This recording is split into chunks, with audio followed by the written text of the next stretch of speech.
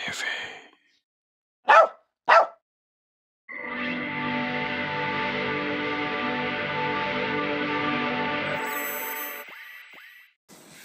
Om Swastiastu. Om Swastiastu. Selamat berjumpa sahabat Belijul TV dimanapun berada. Hangayu Bagi, hari ini kita bisa berjumpa lagi dalam Dharma Talk. Tapi dalam Dharma Talk ini Belijul tidak sendiri lagi. Belijul sekarang didampingi oleh salah satu pengurus DPN Peradah Pusat. Dan dalam Dharma Talk ini Belijul akan berbicara tentang sesuatu yang menarik tentunya, yaitu Mahasabe Peradah tahun 2025. Mahasabe keberapa dan apa saja kegiatannya, tamunya siapa saja, yang membuka siapa saja. Kita akan kurik dan colek-colek dengan narasumber kita, yaitu Komang Juli Bagus Kencing. Om Swastiastu, Bli. Siap. Luar biasa. Komang Juli ini adalah salah satu pengurus. Tolong Pak Mang, perkenalkan diri dulu. Baik, Swastiastu, semeton Panijul TV ya? Belijul TV. Oh, Belijul TV. Sebelumnya saya Komang Juli Agustawan sebagai pengurus di Dewan Pimpinan Nasional Peradah Indonesia, yang kebetulan pada pelaksanaan Munas ini diberikan tugas sebagai Ketua Panitia Munas. Wih, Ketua Panitia Pusat ya, nasional. Luar biasa. Tepuk tangan teman ya. Kita jarang-jarang dapat ketemu narasumbernya langsung ketua nasionalnya. Lanjut Pak Mang. Ini kan momen penting ya. Ya. Di pelaksanaan Munas ini saya sampaikan beberapa hal dulu. Yang pertama, Beli Pande, Munas ini harus kita kulik belakangnya dulu, bahwa perjuangan teman-teman Peradah Sultra ini pada saat Munas di NTB, beliau meyakinkan audiens teman-teman di forum untuk pelaksanaan Munas itu di Sultra, Sulawesi Tenggara. Nah, tentu habis ada usulan di Munas, harusnya kan beli bertakwa malu aja, Mang. Pak Mang, bagaimana sejarahnya? Kenapa Kendari dipilih sebagai makanya, lokasi gitu? Makanya didahului ini sementara tapi apa? Karena dilanjutkan sejarahnya, Pak Mang. Karena sebelum membahas Munas, saya harus sampaikan secara jujur bahwa teman-teman DPP Peradah Sultra waktu itu Bisudi di Munas menyampaikan, memperjuangkan untuk pelaksanaan Mahasabe 2025 yang ke-13 di Sultra. Nah, dilanjutkan dengan pada saat penetapan di pleno di Rakernas di Jakarta. Nah, waktu itu ketuanya sudah Ketua Pandi. Ketua DPP Peradah Sultra. Nah, pada saat itulah diputuskan juga ditetapkan langsung untuk pelaksanaannya Munas 13 Peradah di Sultra. Sulawesi Tenggara. Nah, itu sejarah singkatnya tentu. Perjuangan teman-teman ini nggak mudah untuk menghadirkan Munas Peradah sampai Sultra, karena beberapa daerah itu menginginkan. Salah satunya ada Kaltim, ada Jawa Timur, ada tetangga Sultra, Sulawesi Selatan. Itu juga menginginkan event nasional ini dibawa ke daerahnya teman-teman yang ada di provinsi. Nah, itu sejarah singkat perjuangan teman-teman Peradah Sultra untuk menghadirkan Munas ini. Nah, kira-kira Pak Mang, apa yang meyakinkan DPN Pusat untuk menetapkan Kendari itu? Baik, selain dari permintaan provokator tadi. Ini yang datang kemarin kan provokator itu ya, tapi provokator positif ya. Ini provokator kan dalam tanda kutip positif. Karena kalau pemuda ini kan gas dulu, urusan yang lain menyesuaikan. Kan biasanya begitu nih. Kita kan kenal juga senior-senior ya, kayak Pak Andi Sugi, Beli Andika yang dari... Ya, kemarin kan mereka yang datang yang berjuang. Sudi, Andika, Gibali, Kipli. Kipli. Kipli ini Purwana. Nah, posisinya pada saat itu beliau setiap event-event nasional, teman-teman Sultra ini selalu hadir. Dan hadirnya itu bukan sedikit. Dia mengupayakan maksimal. Nah, inilah salah satu bentuk dia care terhadap event nasional. Nah, itu catatan teman-teman DPN, berarti teman-teman daerah ini benar-benar serius untuk mengelola organisasi ini. Tentu pertimbangan lainnya adalah bagaimana dia mengajukan proposal, bukan proposal proposal kesiapan. Oke. Dia sampaikan, dia paparkan pada saat rakernas itu, dia sampaikan, oh ini potensinya, ini dukungannya. Termasuk waktu itu disampaikan Ketua Pandi dan kawan-kawan, bagaimana potensi pelaksanaan Munas di sana yang menurut dia itu adalah bukan hanya tersentral di wilayah barat. Misalkan di Bali, Jakarta, Lampung. Nah, sesekali memang harus diratakan. Teman-teman daerah di agak timur juga harus mendapatkan pos untuk pengenalan kepada kawan-kawan di Sultra bahwa event nasional itu bisa dilakukan di tengah-tengah wilayah yang tidak artinya pimpinan pusat melihat proposal yang disampaikan oleh teman-teman dari DPP Prada Sultra, saya dirasakan bahwa Sultra sudah siap untuk menjadi tuan rumah kan gitu Pak Mayang. Nah, itulah proposal disampaikan, bahwa kesiapan disampaikan, dipaparkan dan diminta persetujuan. Nah, syukurnya waktu itu semua DPP akhirnya nggak ada voting.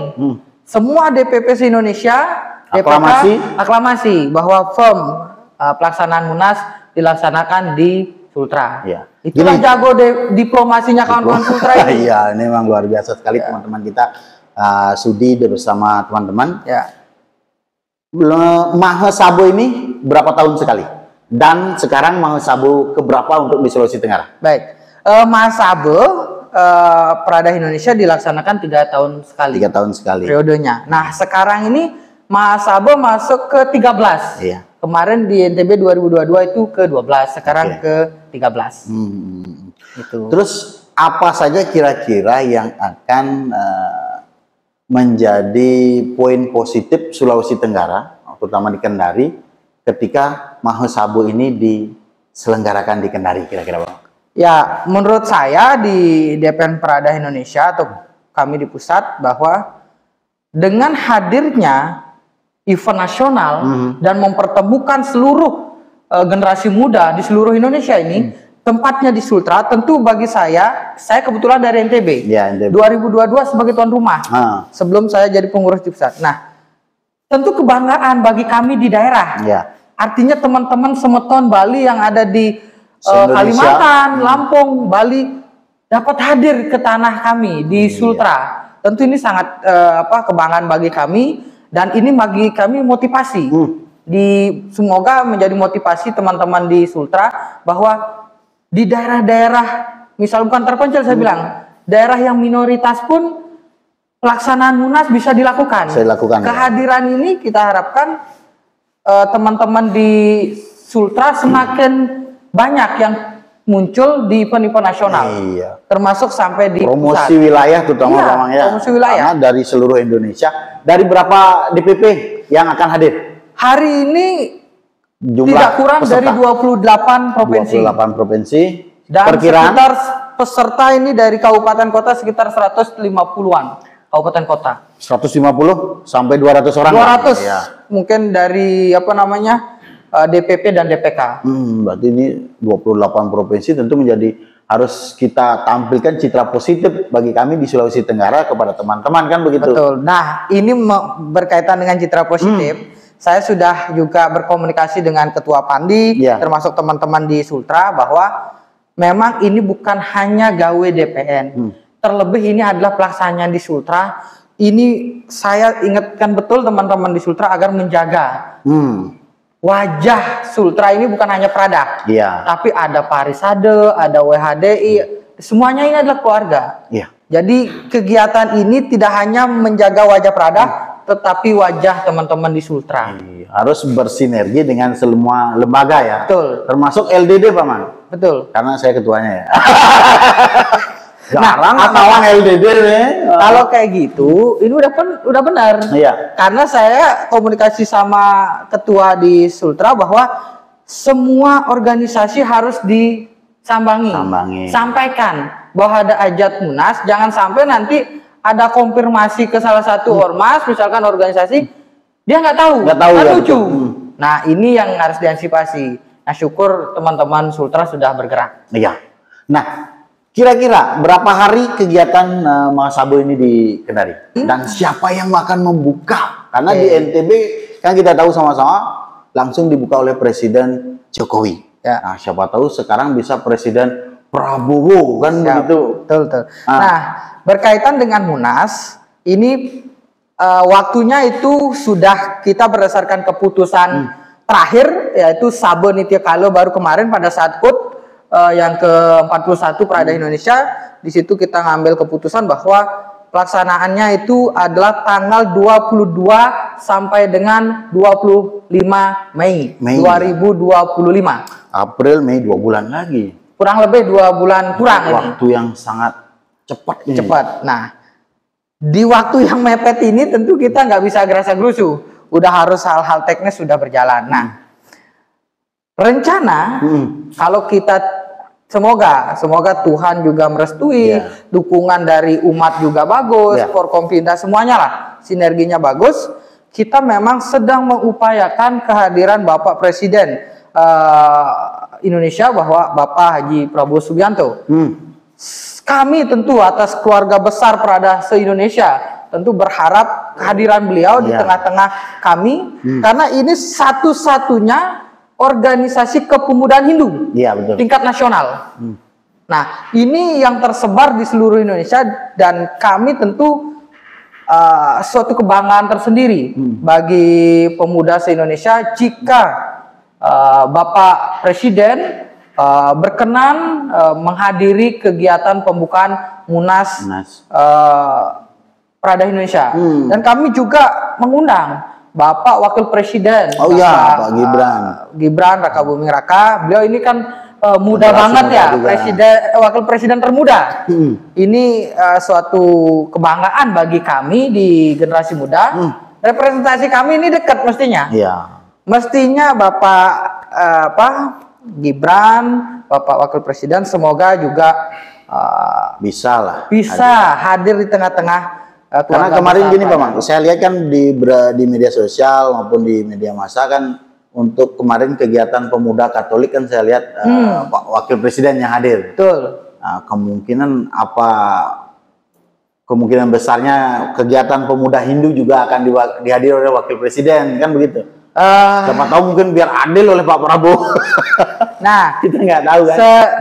Sepengetahuan saya sebagai ketua panitia, sesuai dengan informasi dan arahannya ketua umum, pada teknis pelaksanaan saya diminta untuk menyiapkan standar presiden. Nah, kami juga berharap semoga ketua umum dengan jaringannya yang dipunyai, yang dimiliki, bisa memaksimalkan kehadiran Bapak Presiden ataupun Bapak Wakil Presiden di tengah-tengah. Nah, yang menarik, selain kita puncak pelaksanaan itu adalah Munas, kita juga ada kegiatan serangkaiannya, Beli Pandai. Ada simposium nasional. Simposium nasional itu nanti kita melibatkan seluruh perwakilan mahasiswa se-Sultra, termasuk salah satunya pesertanya adalah pemuda Hindu se-Indonesia. Berarti ini kayaknya daring dan luring ini ya simposiumnya. Daring dan luring, dan posisinya kita juga menghadirkan berbagai akademisi, terus perwakilan dari birokrasi, termasuk juga aktivis. Nah, ini kita harap momen-momen seperti ini menjadi ruang-ruang pertemuan skala nasional bagi generasi muda Hindu. Nah, selain juga simposium nanti pada ujungnya, sebelum itu juga akan ada kegiatan-kegiatan di daerah. Nah, kita juga mendorong ini kepada teman-teman daerah untuk menyelaraskan perjuangan Munas nantinya. Dalam waktu dekat juga teman-teman akan melaksanakan matur piuning, bahasanya Beli. Kalau di bahasa kami itu mohon izin lah, mohon restu, tuntunan dari Tuhan agar pelaksanaan Munas ini berjalan baik, lancar, sukses. Itu di bulan April pada saat hari purnama. Nah, itu kegiatannya. Pengabdian sosial juga kami lakukan di Kendari nantinya untuk mewarnai pelaksanaan Munas. Oke. Ini cuma menarik sekali ya. Sahabat Lijul, ini menarik obrolan kita. Selain tadi rangkaian dari kegiatan Mahasabe yang sudah disampaikan oleh Pak Komang ini, tentu kan perlu sinergi dengan pemerintah daerah, Pak Mang. Nah, sudah sampai tingkat apa sinergi dengan pemerintah daerah, baik tingkat dengan gubernur, wali kota, yang sudah dilakukan oleh panitia nasional ataupun panitia daerah, kan begitu? Baik, ini sebenarnya domainnya nanti teman-teman daerah. Tapi teman-teman daerah sudah berkomunikasi ke Tiang bahwa komunikasi di tingkat daerah sini sudah mulai. Ini saya harus sampaikan mulai dari tokoh agama di internal, misalkan matur ke Ketua Parisade, ke WHDI, ini sudah dilakukan. Termasuk juga ke Wali Kota Kendari sudah dilakukan komunikasi, termasuk sudah diterima audiensi. Terlebih juga Pak PJ sebelumnya sudah menerima teman-teman DPP Prada Sultra dalam hal menyampaikan pelaksanaan Munas. Nah, hanya saja PJ Niki kan sampun berganti menjadi sekarang gubernur definitif. Nah, ini mungkin masih sedang menunggu waktu. Informasi yang terima dari Ketua Prada Sultra bahwa dalam waktu dekat akan diterima oleh Bapak Gubernur bersamaan dengan penerimaan panitia Dharma Santi Provinsi Sultra.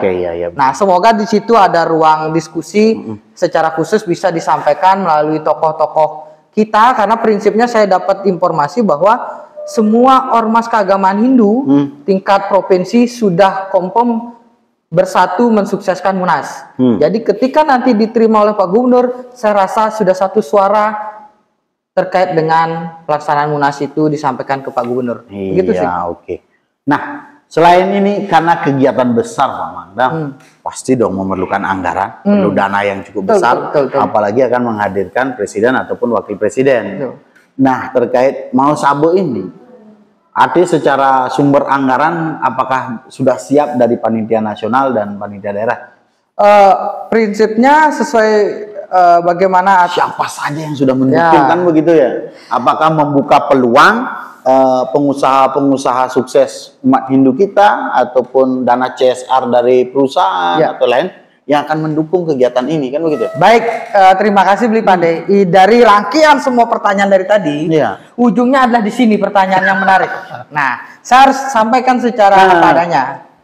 Sebagaimana kita ini organisasi yang organisasi nirlaba, jadi memang kita harus jeli-jeli melihat peluang, potensi sinergi program, sinergi kegiatan, baik itu antara pemerintah pusat, pemerintah daerah, baik swasta, termasuk BUMN. Nah, syukur astongkare gitu, kami juga beberapa titik sudah berkegiatan, berkomunikasi, serta sudah mendapatkan lampu hijau.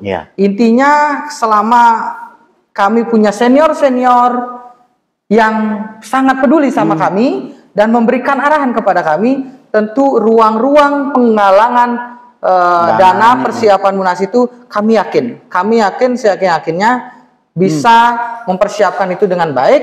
Dan per hari ini memang harus kita akui pemerintah daerah juga sudah disampaikan oleh Ketua Sultra sudah support, apakah perlu nanti dimaksimalkan, nanti tinggal di daerah, termasuk juga di Kementerian Agama beberapa juga sudah ikut terlibat. Dan saya yakin jaringan senior yang mengkomunikasikan di beberapa perusahaan swasta maupun di BUMN agar segera bisa menemukan titik diskusi, titik deal. Akan begitu, Bli Pandai. Ini kita yakin yang perlu memang di pressure ya.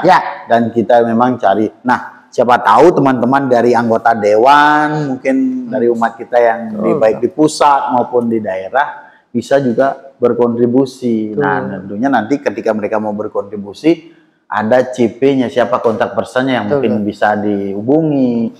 Atau ada publish di sosial media terkait misalnya punya untuk mau Sabe gitu.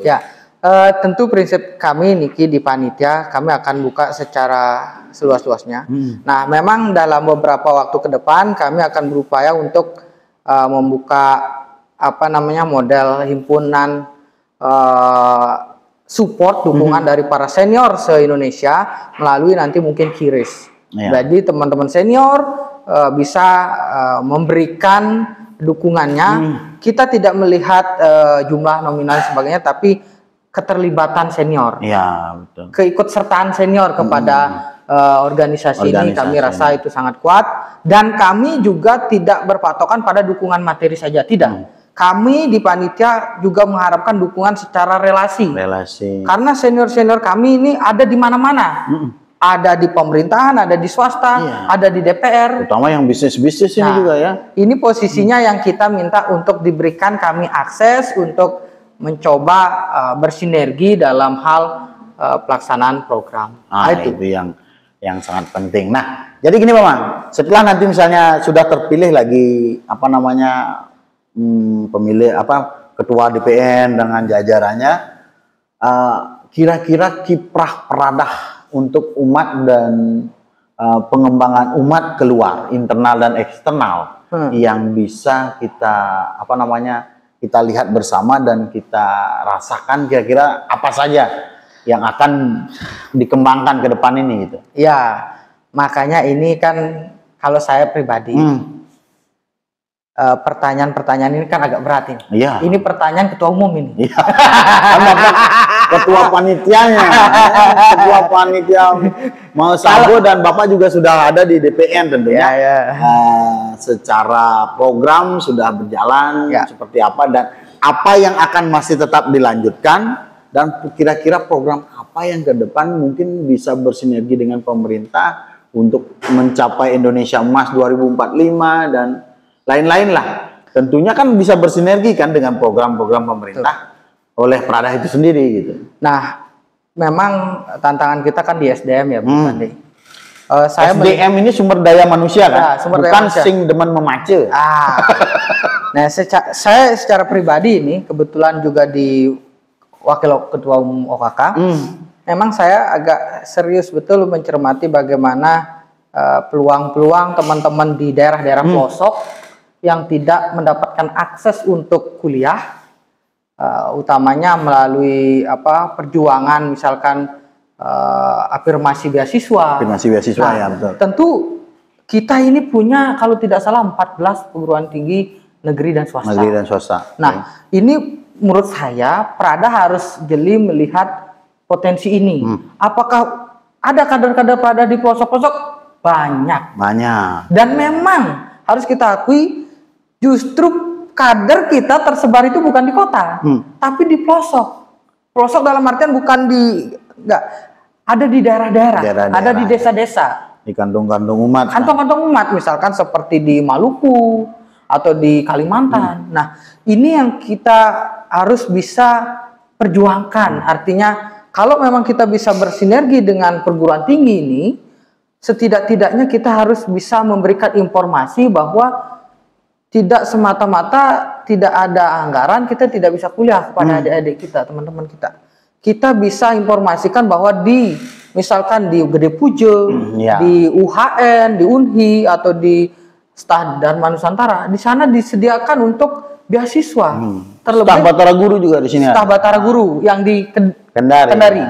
Itu disediakan beasiswa. Nah, kita berharap inilah ruang-ruang ini bisa diperjuangkan oleh teman-teman DPP di provinsi masing-masing untuk disampaikan. Nah, ini konkret.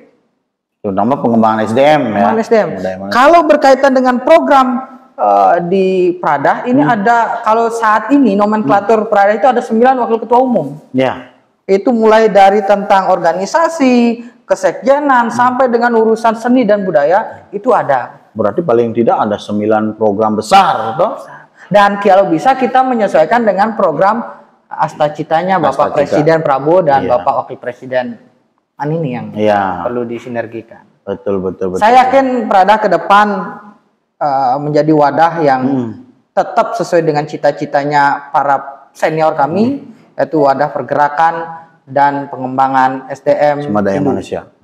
Karena kan kita udah tahu sangat banyak dalam artian kader-kader Prada yang sudah lulusan Prada menjadi orang-orang penting di negeri ini. Tidak hanya di organisasi seperti HMI atau yang lain saja, tapi dari Prada juga cukup banyak.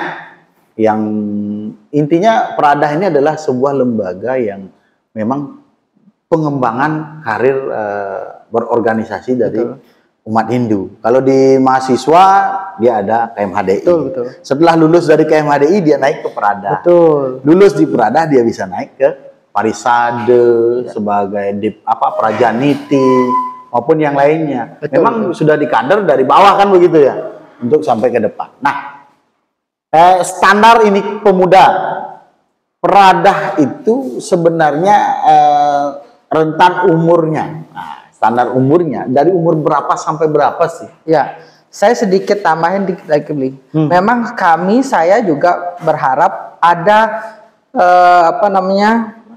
tahapan yang seperti itu. Mulai dari siswa, di tingkatan mahasiswa ada KMHDI, ya. di Prada. Nah, ini proses ini dilalui. Nah, dulu saya ber-KMHDI, setelah itu ber-Prada, juga saya berharap teman-teman begitu. Nah, kalau di Prada sendiri, Bli, di sini memang tidak harus mahasiswa. Iya. Dia tidak berpendidikan pun boleh di Yang Prada penting ini. masuk ke pemuda kan gitu. Nah, yang penting ada syaratnya di situ. Usia 17 sampai 40 tahun. Oh, 17 ya? 40 tahun. Yang kedua berkaitan dengan dia harus tentunya beragama Hindu. Iya. Harus itu. Nggak mungkin orang Kristen Ye. ada ya. Ya. Yang ketiga dia menerima aturan main, yaitu Iya. AD/ART organisasi. Tentu 3 hal ini yang menjadi fokus atau komitmen bagi generasi muda Hindu jika ingin bergabung di Prada. organisasi Prada. Oke, jadi sudah jelas ya ada aturan mainnya di Prada. Nah, setiap organisasi pasti Dan punya kan. jenjang karirnya terbuka. Tidak ada sultan, tidak ada apa, enggak. Semuanya. Semua punya potensi menjadi apapun di Prada. Iya. Mau jadi ketua DPP, DPK, Oke. ketua umum pun bisa. Organisasi Prada kan dia ada dari pusat sampai ke daerah. Nah, di daerahnya itu sampai di tingkat mana saja? Kalau sesuai dengan nomenklatur yang kita tetapkan Masabo 2022-12 itu, bahwa kita mulai dari pusat, provinsi, DPM, DPP, DPK, kabupaten, komisariat, kecamatan. Di kecamatan pun kita buat sampai tingkat desa dan dusun. Kalau tingkat desa, komisariat juga masih. Komisariat masih, tapi komisariat desa. Sampai dusun. Nah, biasanya kan kita kuat ini di dusun. Iya, di dusun, di Banjar. Di Banjar. Di Bali, ya. Dan di situ trune-truni. Nah, Prada bisa menjembatani itu. Nah, bagaimana dengan seketruni ini? Kebetulan kan Pak Komang sampaikan apa perbedaan Prada dengan seketruni. Bisa nggak seandainya seketruni dan Prada itu jadi satu, tidak ada 2 lembaga gitu misalnya. Prada desa terutama ya, desa atau Banjar itu juga merupakan seketruni gitu. Kalau di luar Bali ya, kalau di Bali pasti dia akan memiliki pola yang berbeda. Nah, di luar Bali. Kalau di Bali itu kan Yowana namanya. Nah, Yowana. Nah, kalau di secara umum ini tidak ada salahnya ketika teman-teman ini dan saya contohkan sendiri. Ya. Saya itu lahir dari rahim STT. Seketruni di wilayah Lombok Timur. Ya. Di NTB. Saya waktu ber-STT umur saya itu masih 15, 14, masih gitu ya. SMA. Setelah itu saya juga berorganisasi Prada waktu itu di tingkat kecamatan. Saya ketua kecamatannya dulu di Sembalun. Nah, fakta yang terjadi di luar Bali bahwa sumber kader Prada komisariat maupun hampir Prada kabupaten adalah STT. STT ya. STT. Jadi di luar Bali itu hampir kita tidak bisa pisahkan antara STT dengan Prada. Justru dia ini saling menggunakan. Tapi kita harus bedakan. Ya. Prada ini adalah organisasi nasional yang punya aturan main, yang punya legalitas jelas. Bukan berarti STT enggak, bukan. STT ini kan lingkupnya di Banjar. Iya. Dia berada di situ. Nah, posisinya kalau di kita ini struktur dari atas sampai bawah. Nah, STT kan ada di lingkungan Banjar tertentu. Iya. Dia tidak ada strukturnya sampai kabupaten, nggak ada. Betul. Tapi dia bisa bersama-sama baik itu di STT dan berprada. Tidak Maksud ada saya pertentangan. di desa itu, satu desa kan misalnya satu adat. Ya. Dia kan punya seketruni. Nah, daripada dia membuat seketruni terus ada Prada lagi, biar tidak ada konflik kepentingan di sana, jika disatukan tidak ada seketruni, ada yang adanya Prada gitu misalnya.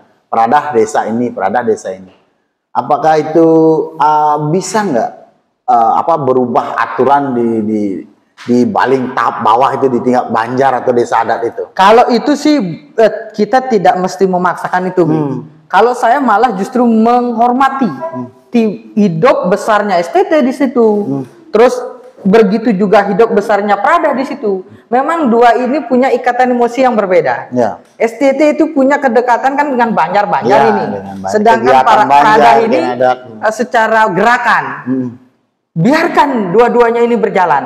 Saya meyakini ketika tusi itu masing-masing dimengerti, tidak ada konflik. Semakin banyak lembaga, semakin bagus sebenarnya kan begitu. Mestinya Inginannya. begitu. Jangan sampai semakin banyak lembaga, Konfliknya akan banyak. konfliknya makin banyak. Mudah-mudahan itu yang kita itu yang kita tidak kita ini berharap di Prada ini kan organisasi sosial sebagai wadah pembinaan, pembentukan. Karena kan prinsipnya begini, Prada itu kan maksimal syarat ketua kan 40 ya.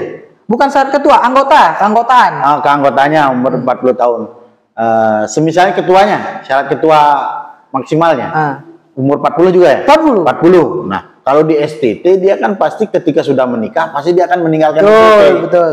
Gitu. Jadi jangan kalau ini digabung kan mungkin akan menjadi apa namanya konflik interest di dalam lah, internal di dalam.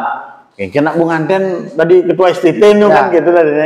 Itu kalau di Prada mungkin berbeda lagi kan begitu. Di Prada kalaupun sudah punya cucu kasarnya, kalau usianya masih di bawah 40 sah. Oke. Jadi intinya begitu teman-teman ya, antara STT dan Prada itu memiliki aturan tersendiri. Misalnya bisa dua-duanya tetap ada, justru akan lebih baik dan tentunya harus saling bersinergi gitu. Oke, Paman, mungkin terakhir ada yang disampaikan? Tentu yang saya sampaikan secara khusus kepada teman-teman di Sultra, Prada Sultra, saya berharap tetap berjuang, tetap semangat. Munas mendekati waktu, tenaga dikuras, waktu disita, pikiran disita, amunisi kantong mungkin juga disita ini. Saya harap ini tetap semangat dan saya juga mengajak seluruh teman-teman Prada se-Indonesia nanti hadir ke Sultra dan Sultra sudah menyiapkan yang sebisa-bisanya Sultra siapkan untuk Munas 13 Prada Indonesia. Salam Prada. Jaya. Oke, pemirsa Brijul, demikian mungkin cerita singkat kita dengan Bapak Komang Juli Bagus Kinjing. Nah, ini beliau adalah Ketua Umum Mahasabe DPN Prada Indonesia. Semoga nanti kehadiran Mahasabe di Sulawesi Tenggara bisa membawa vibrasi positif dan promosi daerah Sulawesi Tenggara. Matur suwun semua sudah bersama-sama. Tiang tutup Pramasandi. Om Santi Santi Santi Om.